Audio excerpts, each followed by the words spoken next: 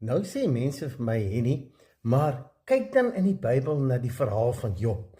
Hoe dat die duiwel met God gebargain het en vir hom gesê het, hy wil vir Job seermaak. En God het hom toestemming gegee en gesê, okay, doen dit, maar jy mag net nie hom doodmaak nie. En so, wat sê jy nou? Nou, ek wil net ietsie gou hier verduidelik. Mooi.